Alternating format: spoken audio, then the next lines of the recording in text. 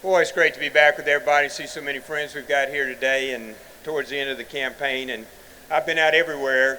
I go a lot to schools. So I was in the Florence school, the middle school, the 10-year-old children, and they came out and we talked to them about the critical nature of making sure that you know that our entire government is based on a three-legged stool. The legislative, judiciary, the executive branches. And after I gave the speech, they came up to me and they said, we want a picture with you and up on the wall here is Secretary of State, and all the tall people get in the back and all the short people get up front. Well, I've been in the back my whole life, so I got down on the floor with the two shortest 10th graders there, little girl and a little boy, crossed my legs, get ready for the picture, and I turned to the right, and the little boy said to me, are you going to have trouble getting up? It's tough out there. This is not easy, this campaigning part. So I want to take just a second to go over. It's a little bittersweet. Y'all hired me 12 years ago to be your Secretary of State. I'd never been Secretary of State before. I've learned a lot. And I hope that we've done a lot. Our agency's not the same as when you hired me. We take 700,000 documents now, all paper. It's easier. It used to take 2 weeks to get a charter. It doesn't take 2 minutes anymore. It's more and less expensive than it's ever been. We now have our filing fees are zero. Those of you who have LLCs, there are 100,000 of you across Mississippi now that use limited liability companies. Our filing fee is zero. You get a nice little email from me and ask you to file. We created Y'all Business. So no other state has Y'all Business. We analyze every single county in Mississippi. How you go about it, what's there, what's the economics there, what the people are there, what the schools are there, everything that you want to know about a county is now at your fingertips. The same thing that Walmart or somebody else gets to start a business. I knew small businesses, if they had the right information, they'd make the right financial decision, and they did. We have taken tax forfeited lands, the lands that nobody wanted, you couldn't ever get rid of. We've sold over $11 million of them in the last 4 years, all over Mississippi. Every penny of that goes back to schools, goes back to counties and taxpayers. You said we never could get voter ID through. Certainly we can't get voter ID through. We'll be in litigation forever. You're the only state that didn't get sued over voter ID, and now 7,000 new voters have voter IDs that were issued by the state of Mississippi. 81% of Mississippians now favor voter ID, 81%. There was no insurance coverage for autistic children. They've got coverage now. And when you hired me, you said to make sure you want to make careful about use of our taxpayer dollars. My budget this year that I requested is less than the day you hired me 12 years ago. And yes, one agency turned back money this year. The employees of the Secretary of State's office turned back $1.5 million to the state treasury to help educate children.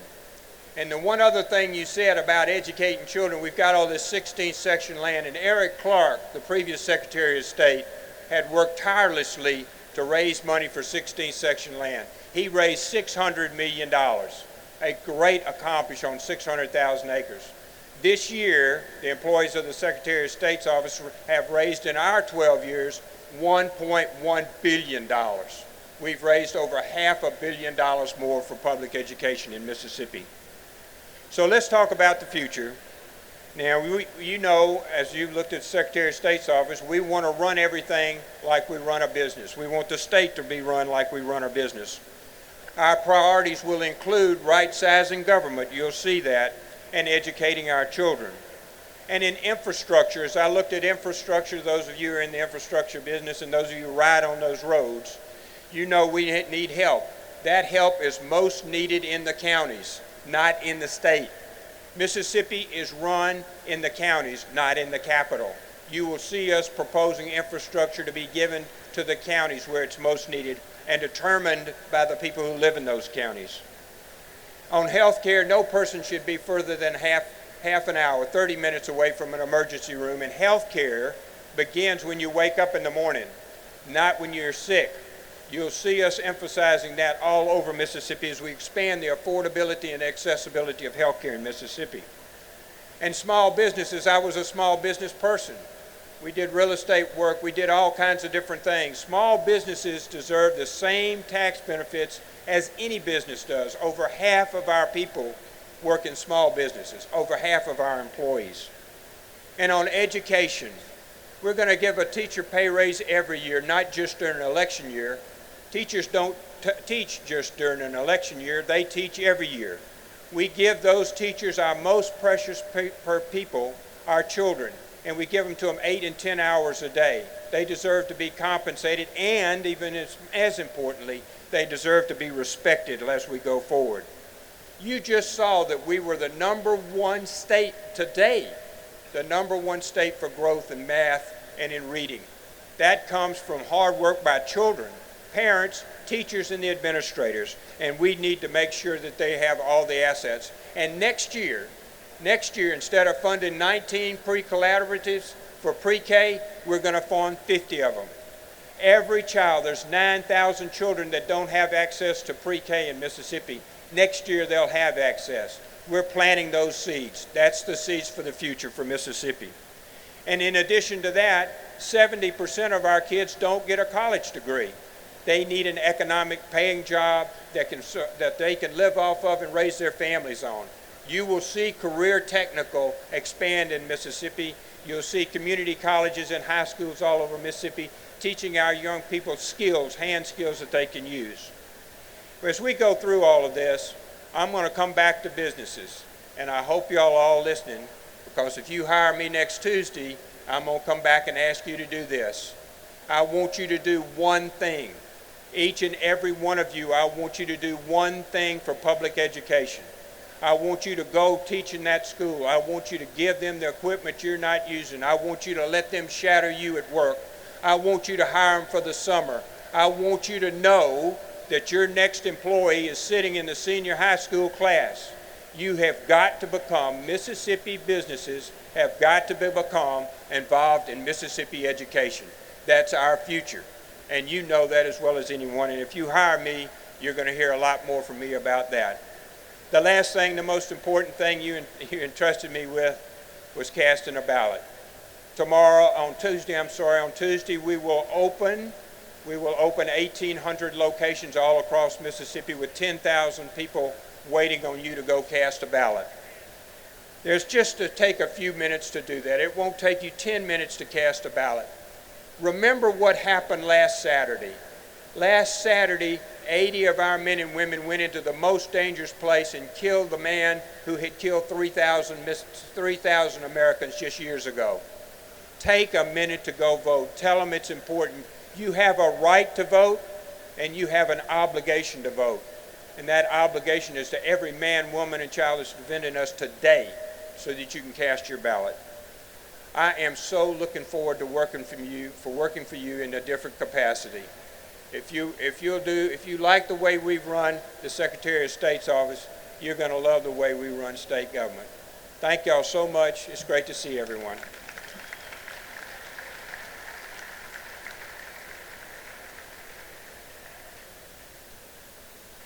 We want to supplement the education that we've been doing. We just got a report that we are one of the leading states in 4th grade reading and math.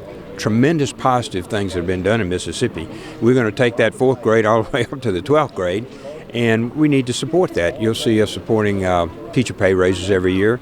We don't need them every election year. Teachers don't necessarily teach just in an election year. They teach every year. So we'll be addressing those special needs kids. We just visited about that. All our special needs need to be funded next year. You'll see that. You'll see all pre-K funded next year in education. And you'll see infrastructure and other issues being brought up to the table. We're going to ask all of our state agencies, except for Child Protecting Services and Judiciary and Education, to take a 1% cut. And that 1% cut, we're going to then turn around and give pay raises to our state employees. They're desperately behind. Tell us, if you would, about workforce development, which is a big issue here. Yeah, we're pushing our career technical, is what it's called now, where you start in the 10th, 11th, and 12th grade taking community college courses towards either a goal or possibly college as well. Only about 25% of our kids get a college education. The other 75% need meaningful paying jobs. So you'll see us pushing community colleges down into the 10th, 11th, and 12th grade, teaching people to be electricians and plumbers and all the other things we need in Mississippi that you can start with a really good paying job. Tell us your feeling regarding the value of MEC's participation in the political process. Very important. This is Mississippi's business that are speaking here, and you'll see all types of businesses. Mississippi, really 50% or more than 50% of our men and women actually work in small business, and you'll see a lot of small businesses out here. So we're really excited about having them here, and we need to remember they need the same tax breaks and the same incentives as big businesses get, and I think you'll see that coming. Thank you. Thank you for being here today. It's always great to be at the Mississippi Economic Council and at Hobnob. Well, as we say in our most recent television commercial, Mississippi, it's time to choose.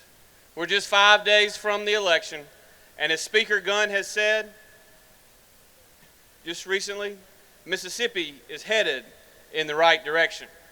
Now, the speaker two speakers ago said my name so many times, at least it improved my name ID here in the hall. But what I'm going to tell you about is the fact that I was up in Northeast Mississippi campaigning the other day.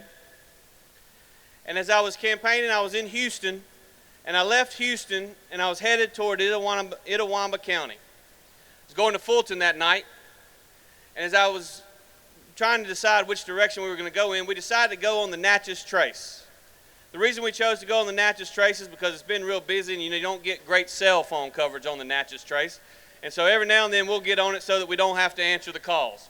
So on this particular day, I was in Northeast Mississippi on the Natchez Trace, heading north, and my cell phone rang. My cell phone rang, and it was a 202 area code. And I looked at it. I said, I might better take this one, so I answered it.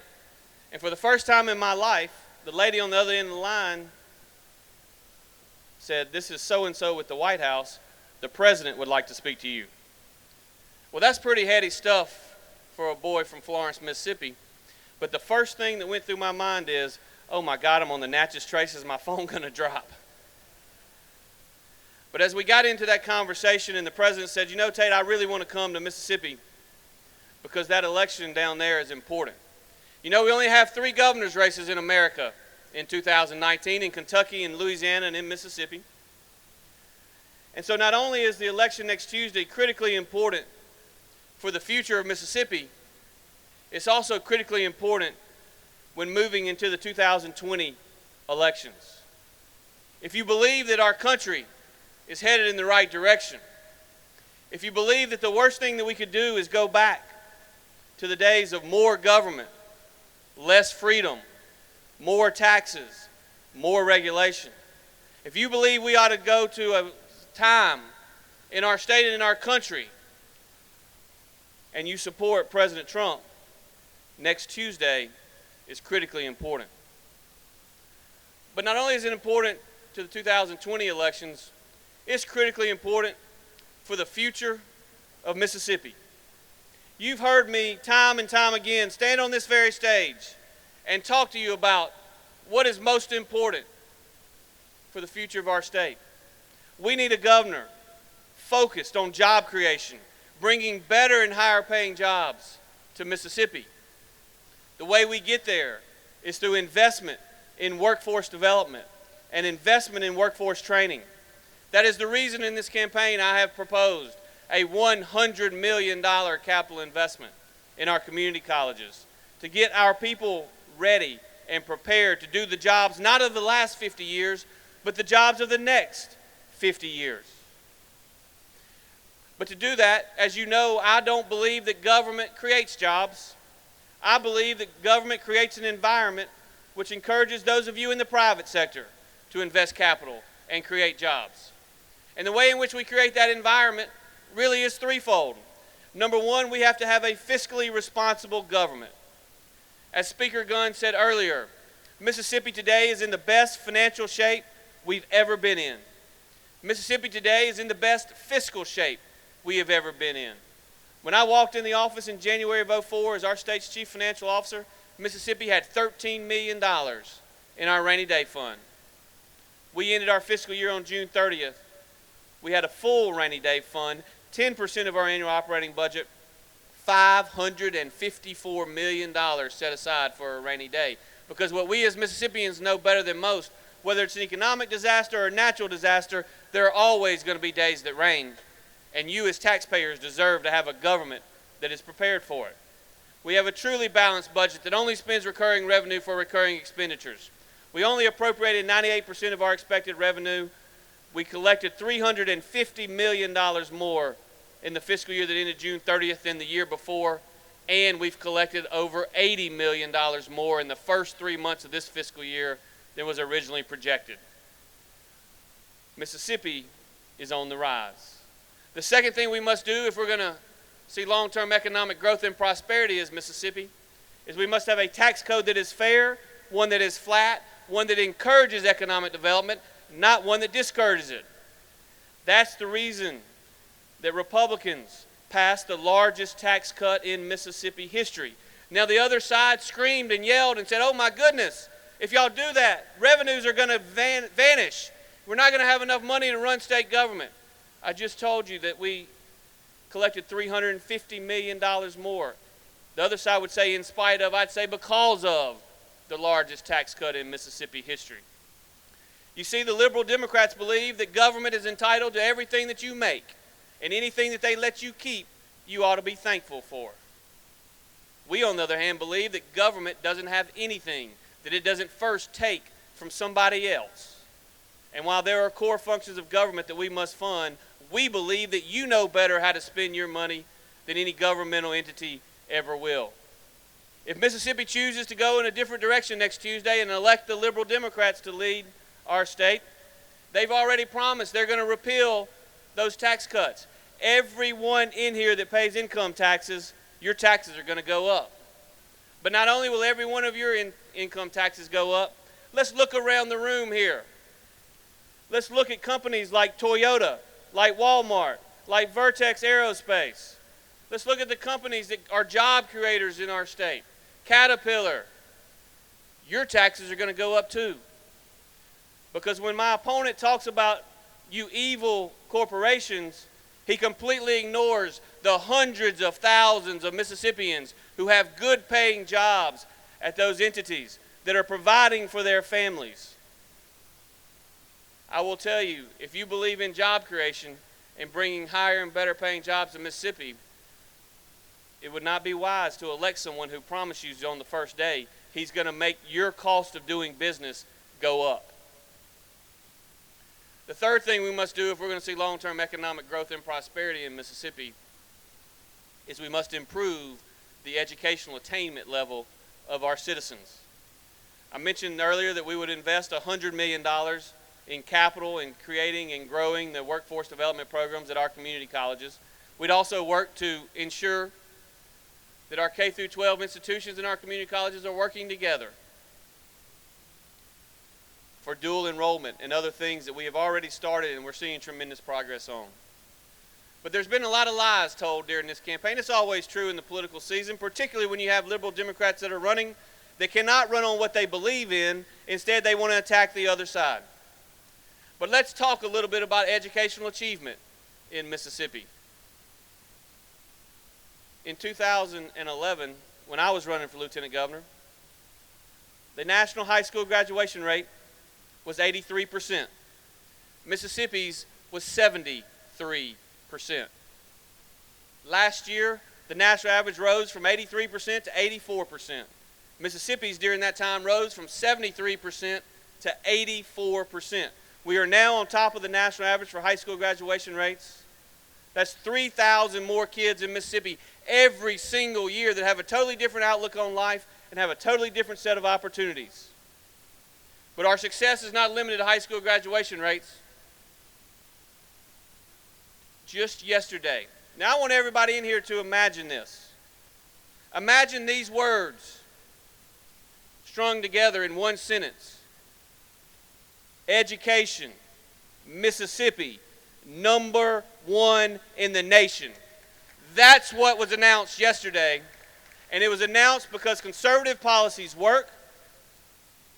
But it was also announced not because anybody in Jackson deserves credit. It was announced that Mississippi is #1 in the nation in gains in NAEP testing results. We are now on top of the national average. It was announced because of our teachers, because of our administrators, because of our parents, and most of all, it was announced because of our kids. All we've done is raise the level of expectations. Mississippians have done what Mississippians do. They've risen up and they've met those increased expectations. So don't believe the lies that you're being told out there. We're going to spend more money on public education than ever been spent. In fact, $400 million more this year than just 4 years ago.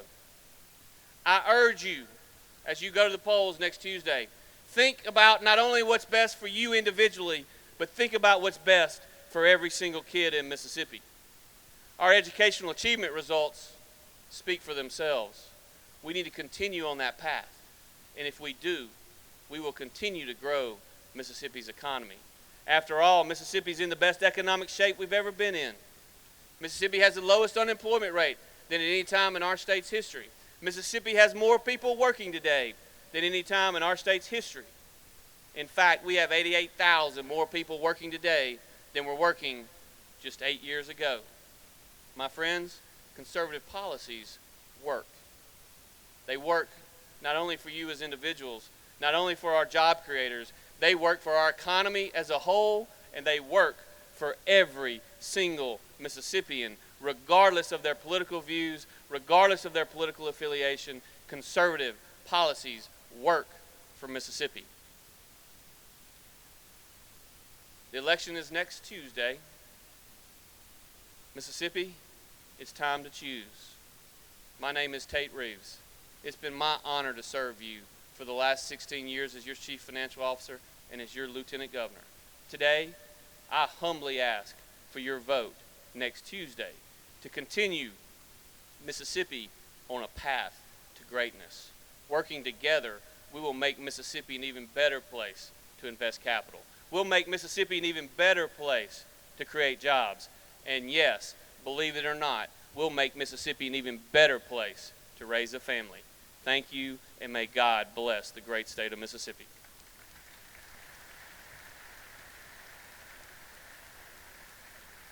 As you look forward to 2020 with a new administration and a new legislature, what priorities for Mississippi do you think need to stay in place? I think we've got to continue the progress that we've made. So if we're leading the NAEP scores in 2019, can we do better in 20? Can we get more than 85% of our third graders reading on a third grade level? Can we put more people to work? Now, just now we have about 47,000 job openings in Mississippi, so we've got to train that workforce and get them here as quickly as we can. I think I would look at more tax cuts for people, for working people, because Texas and Florida and Tennessee don't have any income tax, and their population is overrunning their borders. So we need to look at how we can incentivize people to stay and come to Mississippi. Your reaction to what you've seen and heard here today? Just exciting. There's so many good things going on in Mississippi. Just in the month of October, we've announced about 3,600 jobs. And the month's not over yet. About $1 billion worth of private investment, including Continental Tire with 2,500 employees there. So we're leading the nation in reading and recruiting people all over America to come and fill these jobs has been a remarkable thing for us to see. Your thoughts about the role of MEC and the role it plays in the state? MEC has done such a remarkable job. We would not be here because MEC came in and supported the literacy-based program. They said, we think it's a good idea, and that was a tough vote. And so we are here today because of the members of MEC and the job that they have done, not only in education, but providing jobs and their leadership. The state chamber does a remarkable job in doing the greatest that they can for this great state. Mississippi ranked #1 in improvement in the nation on those test scores. That's the 4th grade reading, 4th grade math. They also do 8th grade reading, 8th grade math. We actually made gains in 3 of the 4 areas, the only state in the nation to do that. And really, it's just one more example, because a strong educational system beginning at the K-12 level is important. Early childhood is important.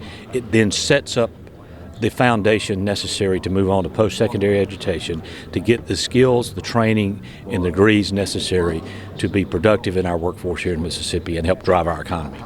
Who is members of MEC, and what value is there in membership? MEC is supported solely through our business membership. We have about 1,000 businesses across the state that are members of MEC. The value of MEC is it gives you a voice at the Capitol. It gives you a unified voice when it comes to dealing with business issues on a day in and day out basis with the legislature. And I think in many cases that is what helps us. But more importantly, by being part of an organization that's working together on key issues that are broad-based issues that impact our economy, impact education, that's where we can come together and actually make some real progress and move the needle. You see that with the work we've done in transportation. You see that with the work we've done in education. You see that with the work we just did in workforce development and helping create some different ways of getting people to understand what opportunities exist. So all of those things are important, and it has to be done with a unified effort from our business community in order for us to be successful, and the members of MEC are what drives that. Your reaction to everything that you've seen and heard here today?